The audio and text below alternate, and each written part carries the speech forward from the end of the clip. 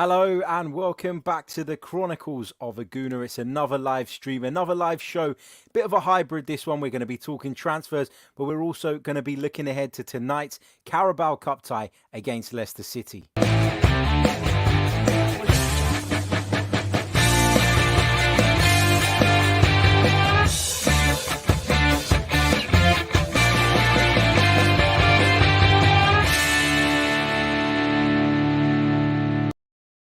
Hello and welcome back to the Chronicles of a Gooner, the Arsenal podcast brought to you by Manscaped. On this edition, we're going to be infusing our preview show and our transfer update show into one because, of course, Arsenal travel to the King Power Stadium tonight to take on Leicester City in the Carabao Cup. So we're going to be looking ahead to that one. We're also going to be discussing some of the latest transfer news with regards to Arsenal Football Club. We'll be taking your live comments and your thoughts in the chat as well. Any questions as well, feel free to fire those over. First of all, massive thank you to everybody who is subscribed to the channel. If you haven't already, make sure you hit that subscribe button because we've hit the 9,000 mark now. We're well on the road towards 10,000 subscribers on YouTube alone, which is the magic number. So yeah, let's get there as soon as we possibly can. So if you haven't already, smash that button and smash the like button as well. Right, let's begin by, I guess, looking ahead to the game this evening. Let's start by talking about that. We'll touch on some of the transfer things a little bit later on. This game has been a really, really difficult one to put a preview together for, which is why I've decided to do it this way. And we're doing it as a kind of hybrid because it's very difficult to work out who exactly is going to start. Now, there are a few players that when you look at Arsenal's bench in the last couple of weeks, you probably say, yeah, he's bound to get a game in the Carabao Cup, as is he. But there are also question marks over a number of players now, and that is because there are question marks over these players' futures. Let's start with Matteo Guendouzi. Does Matteo Guendouzi feature tonight, given Arsenal are desperate to move him out of the club? Does Lucas Torreira feature, given that he's another one Arsenal are desperately trying to move out of the door? Do you risk those players picking up injuries and potentially scuppering any deals that would see them move on and Arsenal raise funds which they could subsequently use to then go on and bring in some of their primary transfer targets? I don't know. Nobody really knows what Mikel Arteta is going to do in terms of his team selection. He's speaking ahead of the game. He did say that he intends to name a strong side, but that doesn't mean that it's going to be the first team necessarily. You could argue that Arsenal can name a strong side without picking all of the regulars. So we know Cedric's not available. So what happens at right back, I'm not entirely sure yet. Does Bellerin play?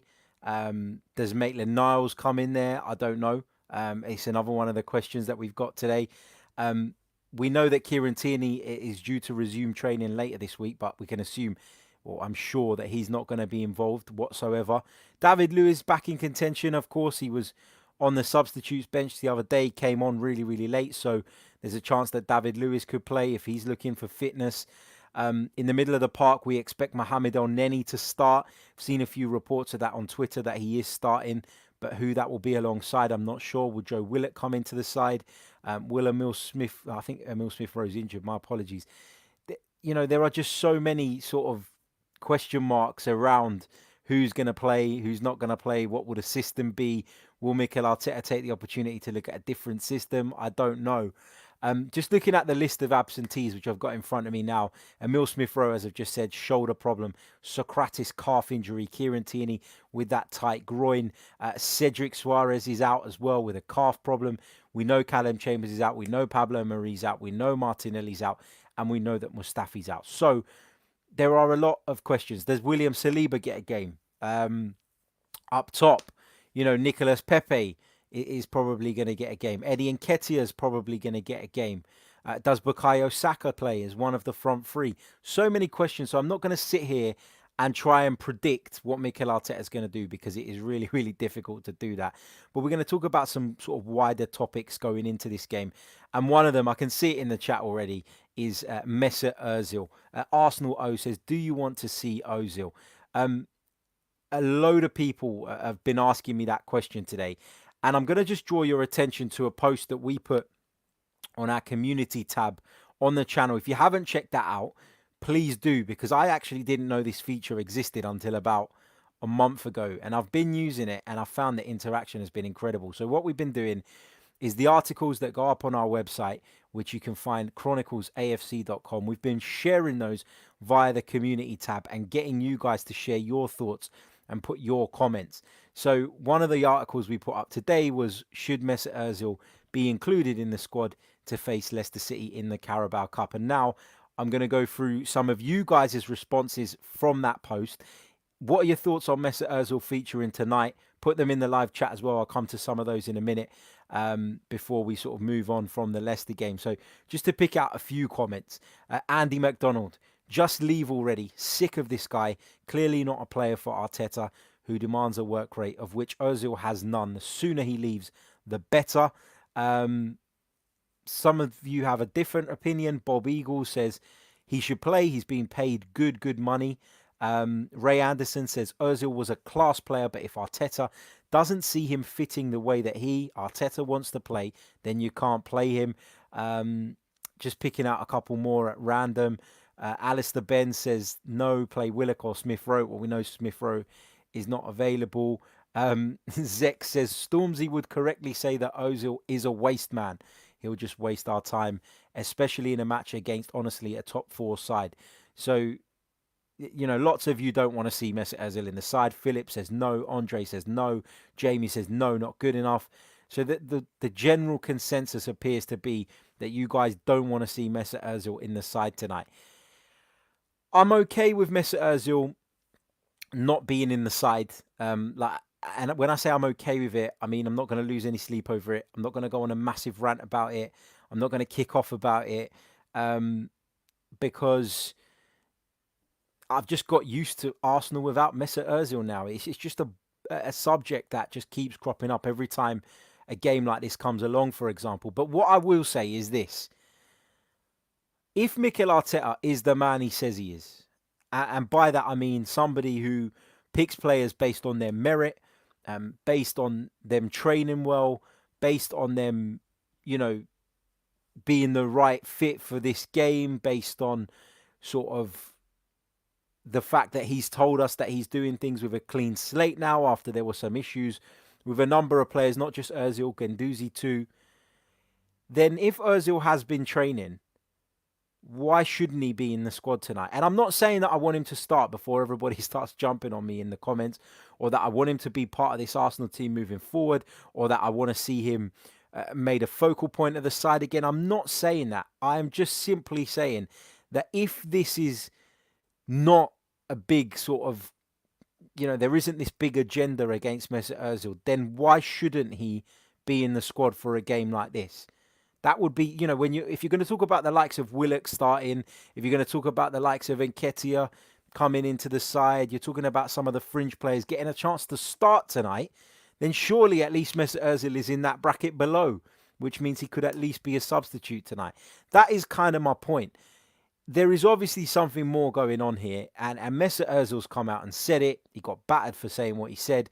A lot of fans didn't like it. A lot of supporters didn't like it. But I guess there would be some sort of truth to it, you know, or there would seem to be, or appear to be, some truth to it if he was overlooked again this evening. Now, I heard something earlier in the week from a colleague of mine, and I don't know how true this is, so I don't want to sit here and say, yeah, it's absolutely the case. But I was told that there is something in Mesut Ozil's contract with regards to the number of appearances he makes, which is why Arsenal are overlooking him constantly, because it is saving them a shitload of money. Now, as I said, I don't know how true that is. I don't know how genuine that is, but that is a rumour that is floating about at the moment. So are Arsenal leaving Mesut Ozil out for financial reasons? If so, come on, guys, that's fucking embarrassing. No matter how much you love the football club, if we're leaving out a player who has the talent, and it's not because of his attitude, it's not because of an argument, it's not because he doesn't fit the system, it's because of finance, then that's embarrassing. So, look, let me just caveat that with the point that we don't actually really know the full story. We don't actually know what the deal is with Mesut Ozil, what's really gone on there. But at the end of the day, it is a question that's going to keep cropping up for as long as Mesut Ozil is earning such a huge wage at this football club. For as long as Mesut Ozil collects that paycheck and doesn't play football, these questions are going to keep coming to the forefront. So people shouldn't be shocked by that, annoyed by that, wound up by that. It's a fairly, I would say, sensible discussion to have, particularly on a night like this where we know the Carabao Cup isn't going to be Arsenal's priority this season, contrary to what Mikel Arteta says. So, yeah, it's a worthwhile debate to have. Let me know your thoughts. I'll come to those in just a second. But while I'm here, I'll just give you guys a quick update with regards to our sponsor. Don't forget, the podcast is sponsored by manscaped.com. Head over to Manscaped and get your men's grooming products. Enter the promo code, which you'll see rolling across the bottom of your screens in just a second, if I can find it. Where is it? Blah, blah, blah. Here we go. Chronicles AFC, all in capitals, to get 20% off at manscaped.com. So if you want your body hair to be as lush, as neat, and as tidy as the Emirates, and as smooth as the Emirates Stadium pitch, then head over to manscaped.com. Check that out. Place your order, use our discount code, and you'll get free shipping as well as 20% off. Right, let's come over to some of you guys' comments as well. And there are a couple of you asking why I haven't mentioned Reiss Nelson up until now. Reiss Nelson actually is another one who there will be question marks over whether he's going to play. I think he probably will. I think he'll be involved. But of course, there was a report from David Ornstein yesterday that said that Arsenal are now looking at moving Reiss Nelson out on loan. So if Reiss Nelson is going to be leaving the club on loan, will Arsenal think twice about playing him tonight? Think twice about risking him with the view to, getting a deal done between now and the end of the window? I don't know. We'll have to see. We'll have to see on that. Zod Sinclair asks about Matt Macey. We've heard rumbles that Matt Macey wants to go. Runarsson has come in. I've also heard some rumours that Runarsson will start tonight. Again, I don't know how true that is. It's likely that he's going to be involved, though. It's very likely that he's going to be involved. He's been at London Colney since Friday, having his medical and stuff. He's been around the place a little bit. Would have probably got at least a training session in with the Arsenal. So you could see Runarsson making his Arsenal debut this evening. Right, let's go on to your Ozil comments. Matt Ziliax with a more general one actually says, it will be interesting to see who does start. It could indicate who the club plan to move along, who they do and don't rate as squad players. Absolutely, completely agree with that. Graham says, Ozil is poison. No way for him and Guendouzi to play. ASN says, hey mate, I think playing Ozil is a win-win situation. If he performs, great. And if he doesn't, then Arteta's decision is vindicated. I think I agree with that. I think I tend to lean that way on the whole Mesut Ozil debate, if I'm honest. What else have we got here?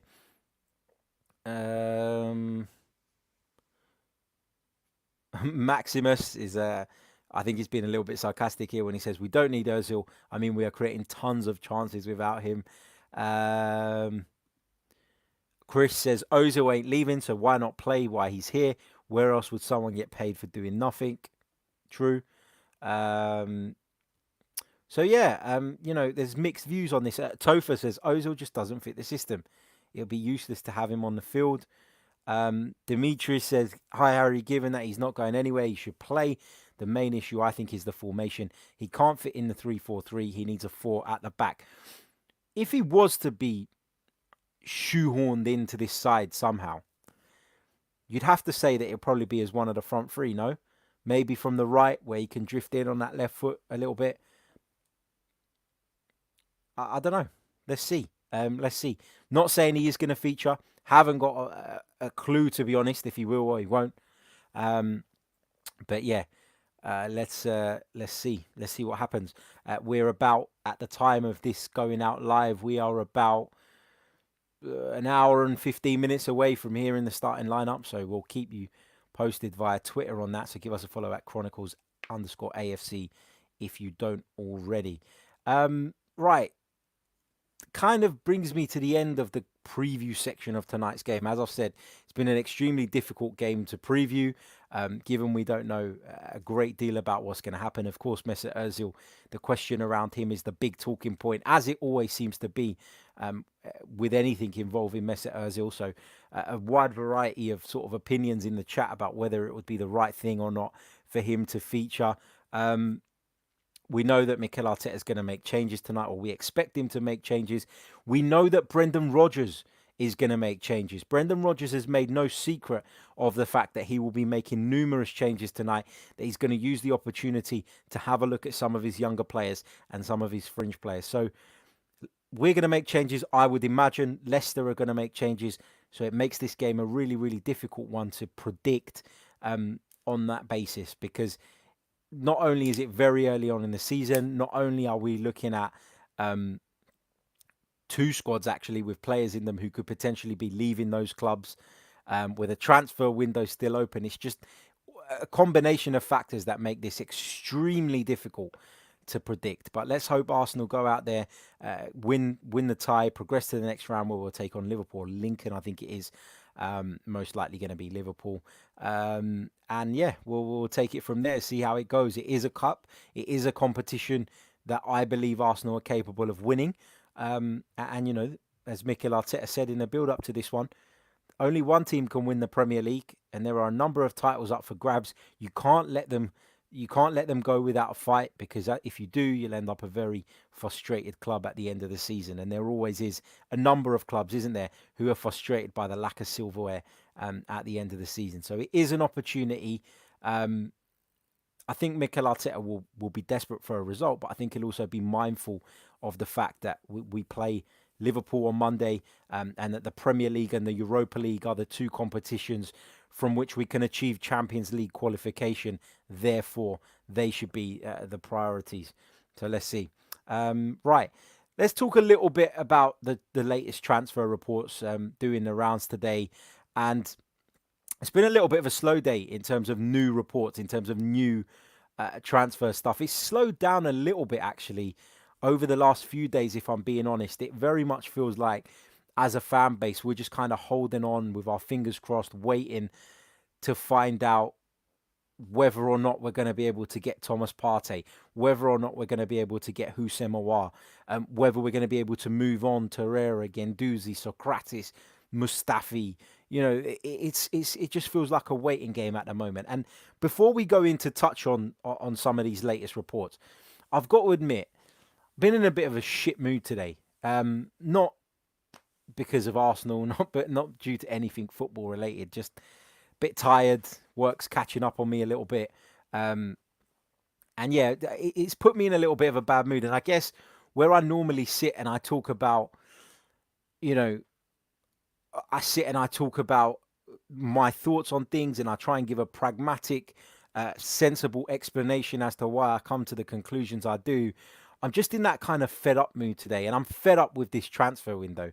I'm fed up of hearing that we've agreed a deal for Symeou. I'm fed up of hearing that Thomas Partey is coming to Arsenal. I'm fed up of hearing that we're going to get £25 million for Lucas Torreira, that we're going to get £25 million for Matteo Guendouzi, because none of that shit is happening. None of it is happening. It's all nonsense. At this moment in time, it is all bullshit. If Arsenal want Thomas Partey, they know exactly what they have to do to get the guy in the door. If they want Symeou, they know exactly the amount that they have to stump up to persuade Lyon to sell him. It just feels like every day we're waiting. But why is nothing happening? Why is nothing happening? Now, I'm not usually like this, and I don't want to go over the top on it, because, you know, there is a couple of weeks left of this transfer window, probably slightly more. So I get it. I understand why, you know, Arsenal haven't just gone out and smashed that money on the table. I know they don't necessarily have all of it. But as I've said on a previous show, there's got to be a way that Arsenal can raise this money. There's got to be a way they can do it. They're a powerful, massive organisation, massive football club.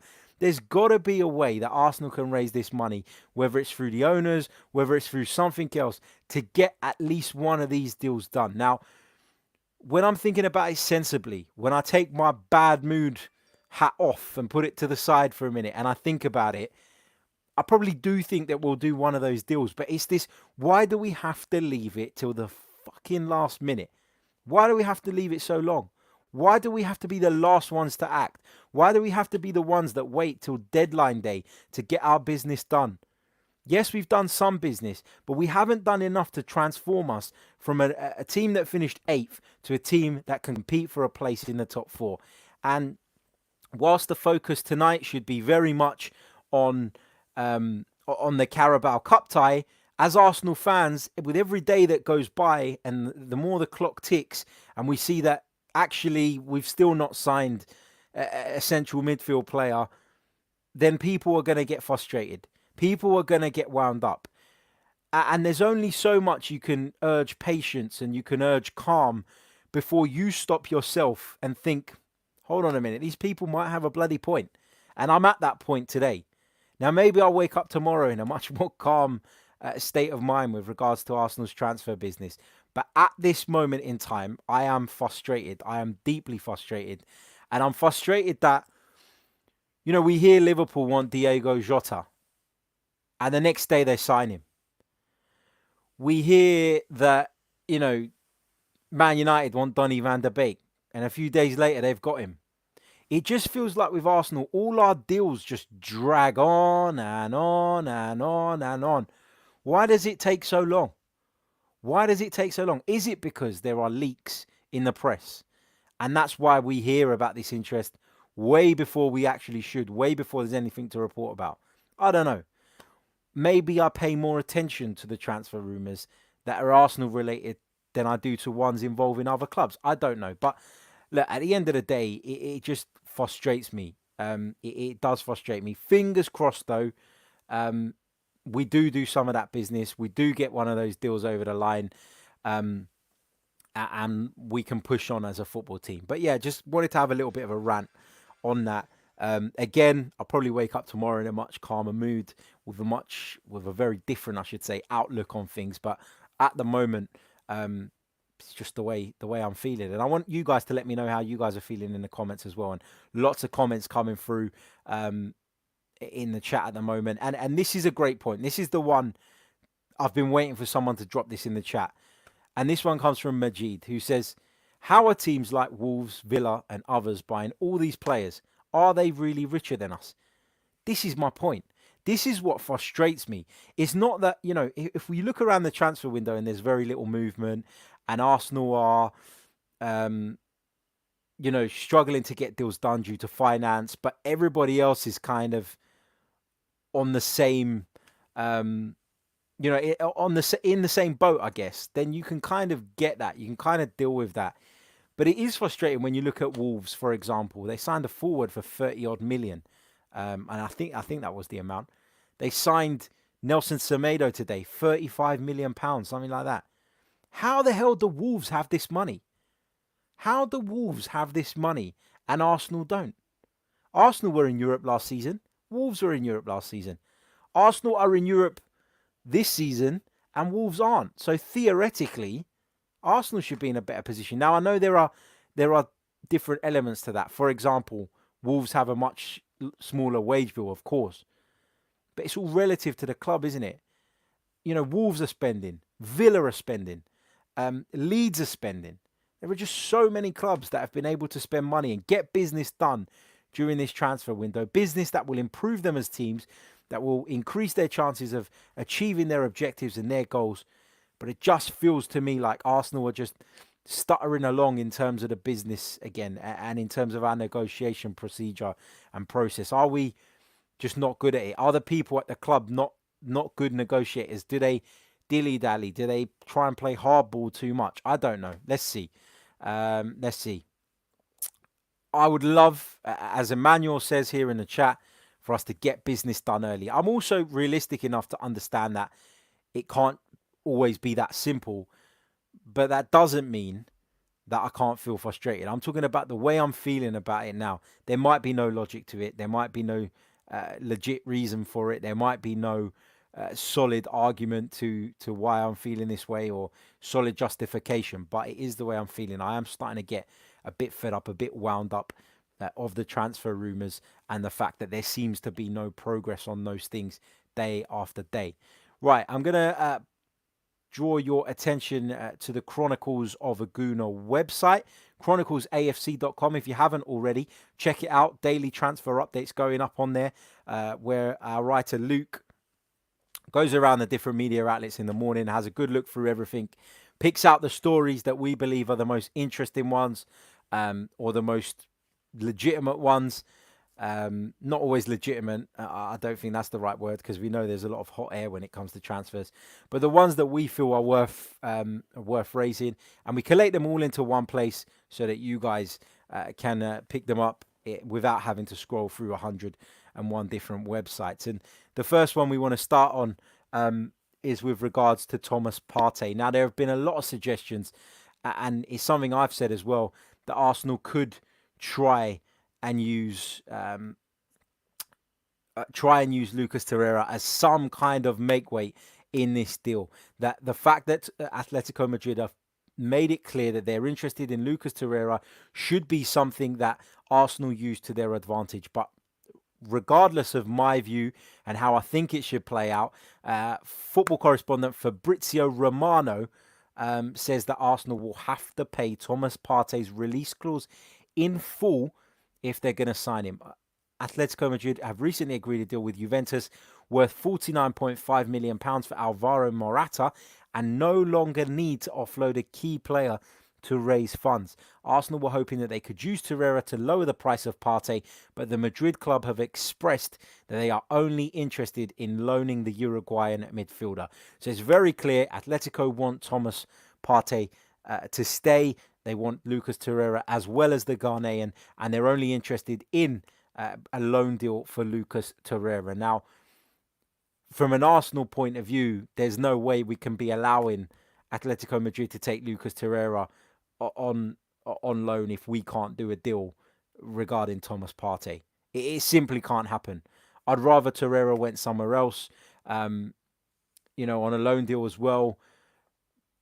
But we'd be kind of showing a weak side, I think, to Atletico Madrid in a negotiation in which we've made it clear up until this point that we do not want to pay the release clause. Maybe it's because we can't afford it, but we've been very firm on that. We've made it clear that we're not going to do it. And we hope that maybe using Torreira would persuade them to drop that asking price a little bit. But it's very clear that that's not going to be the case. And we did speak about the impact of COVID-19 on some of the European clubs and how it may make them a little bit more open to selling some of their key players if the money was right, if the right money was on the table. But the fact is that Atletico are going to raise that money through the sale of Alvaro Morata. And so just like a biased CAF TV says, we need to stand our ground with Atletico. I'm very much of the same opinion. Look, if we can't get the guy, we can't get the guy. But I don't want Arsenal to be seen as a soft touch in the transfer market. We have been for years now. We've kind of been seen as the mugs that will overpay for players and sell players for below their market value. So I don't want us to be seen in that regard.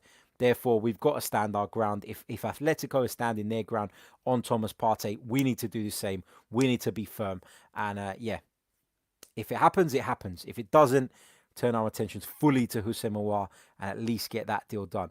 Another one that we picked up today is in regards to Symeou, and it's a report from Le 10 Sport in France. They claim that Arsenal are set to move in on the Lyon midfielder.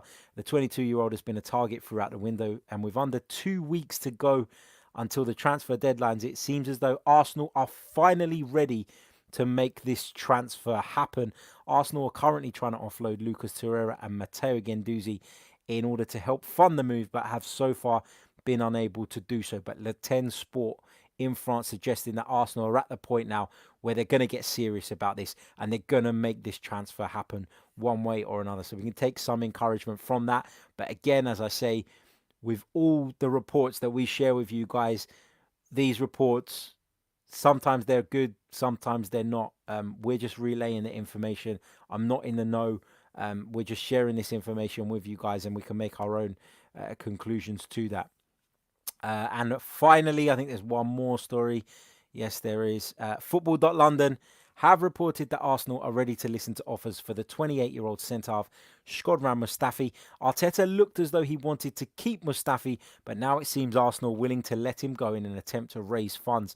The Gunners signed Gabriel a few weeks ago and now have Saliba back at the club, leaving Arsenal overloaded with numbers in the defensive third. So it appears that Arsenal are looking to move Shkodran Mustafi on as well. I think a lot of us thought that that might be the case, but understandably, a lot of us also thought that he might be one of the ones that Mikel Arteta opts to keep, given the frequency with which he selected him when fit.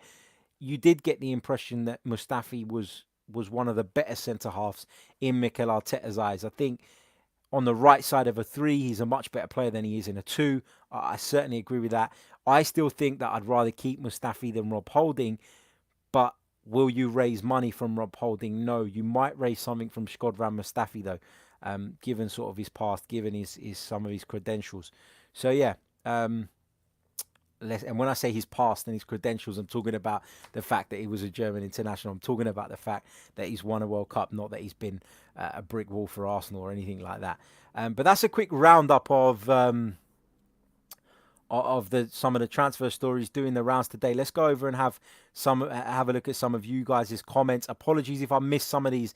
The comment box is constantly updating. There's over 400 of you watching us across the multiple platforms at the moment.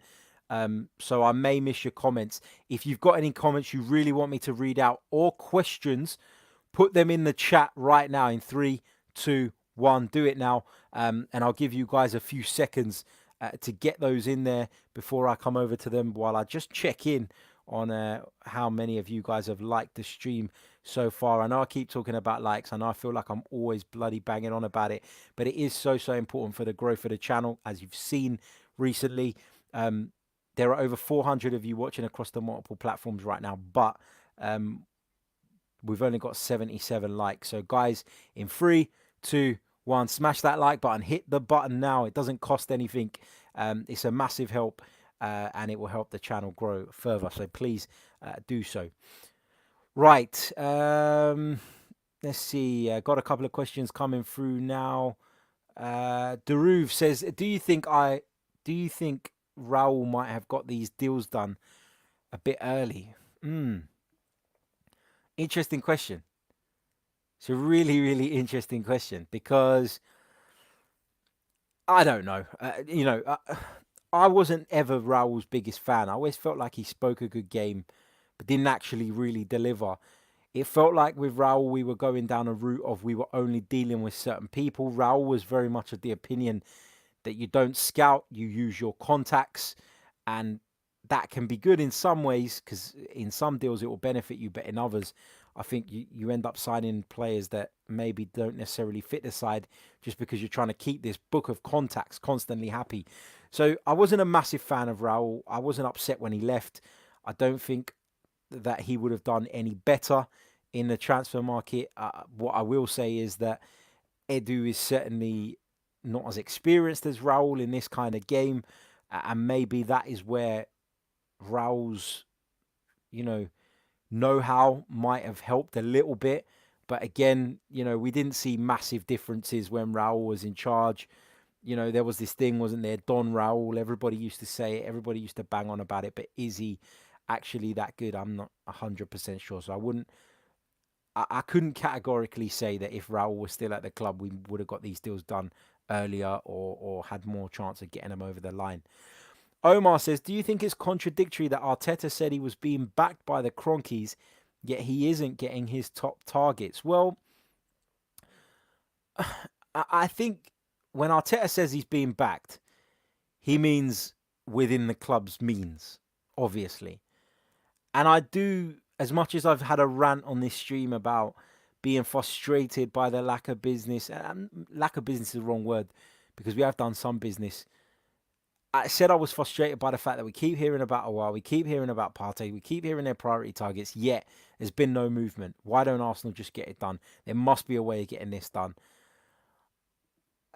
I think that they've probably laid out from the start of the transfer window that they want to move on a number of players in order to finance those deals. The self-sustaining model that the Cronkies have in place isn't going to change overnight. When Arteta says he's being backed, he means they're supportive of what he's trying to do. It means that where the money is available, they will back him to go out and get the players he can.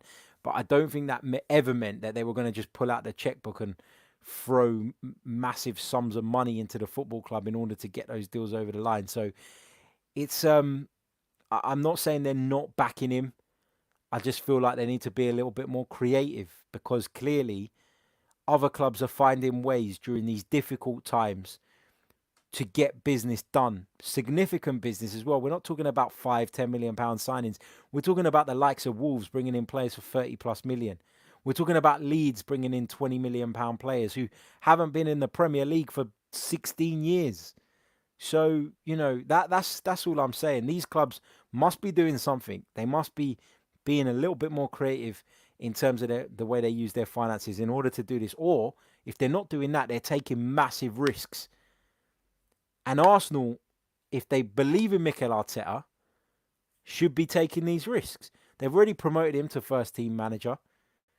You clearly believe in him. You're clearly showing publicly that you back the guy, you support the guy, you think he's taking Arsenal on the right track.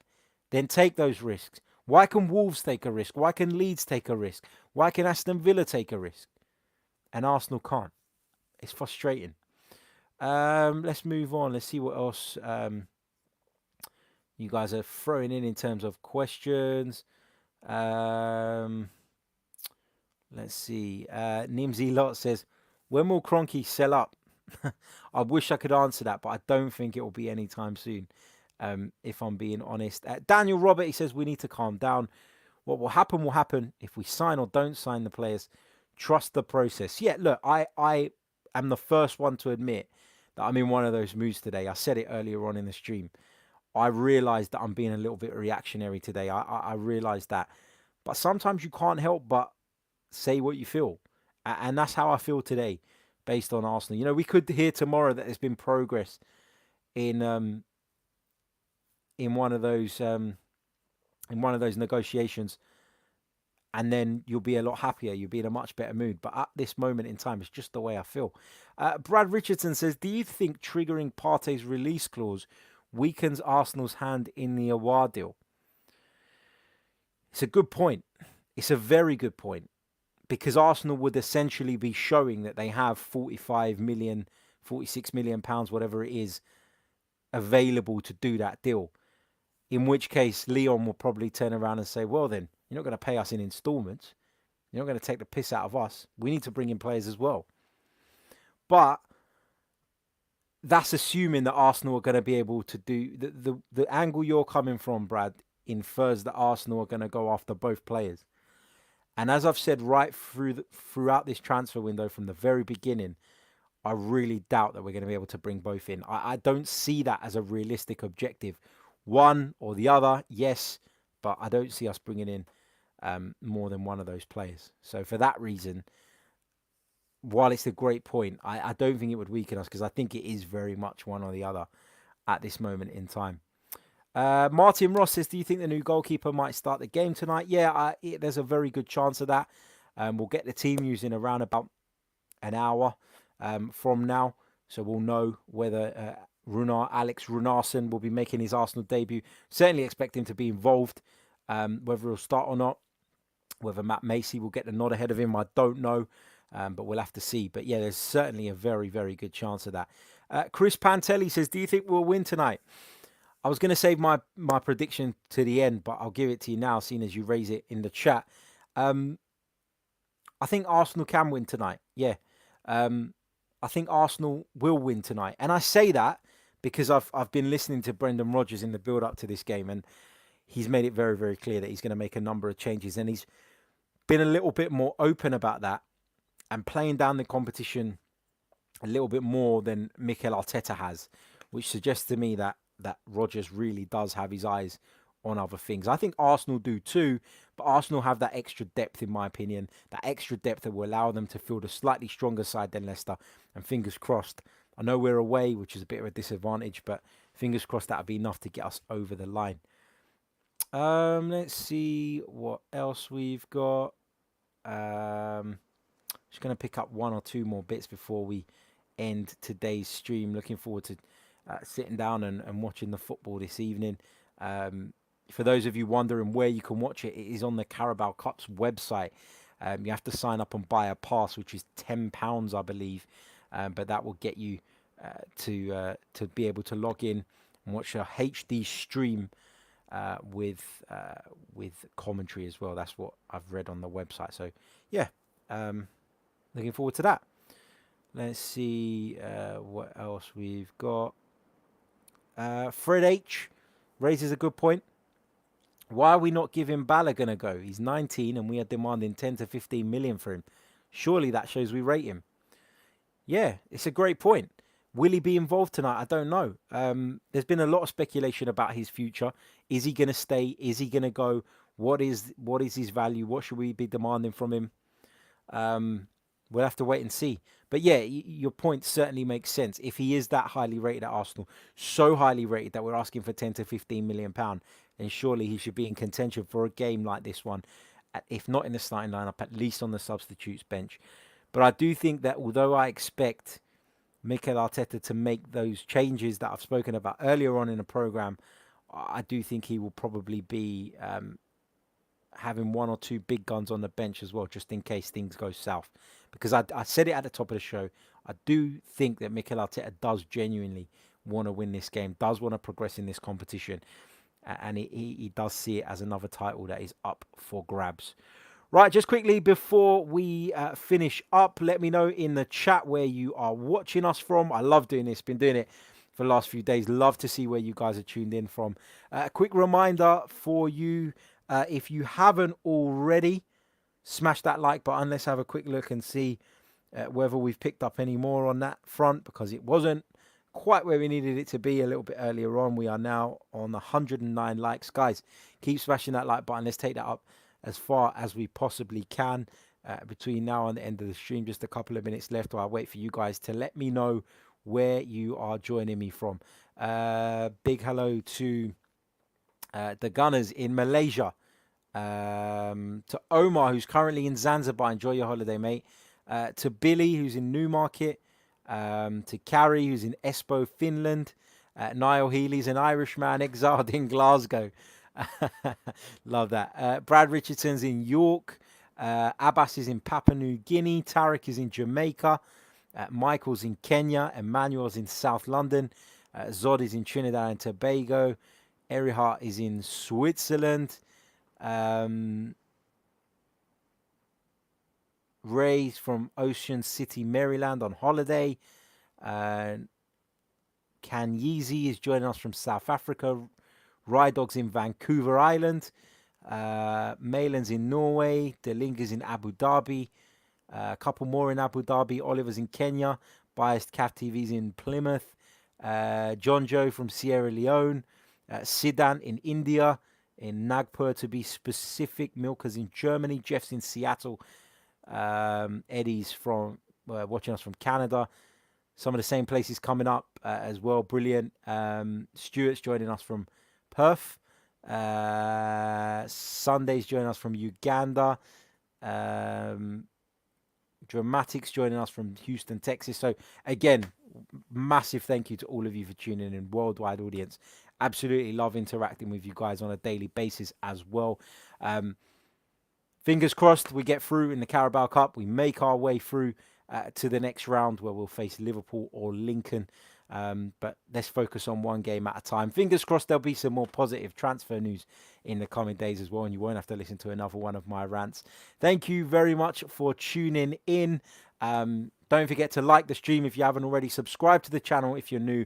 We're on our way to 10,000, which is the magic number as far as I'm concerned. Really, really want to get there as soon as possible. We've had an incredible influx of subscribers over the last 2 months. So long may that continue. So if you're new to the channel, make sure you do that. Turn on the notifications as well. Get involved in our community page on the YouTube channel too. And we'll be back very, very soon with more. Until then, take care of yourselves, stay safe, and up the Arsenal.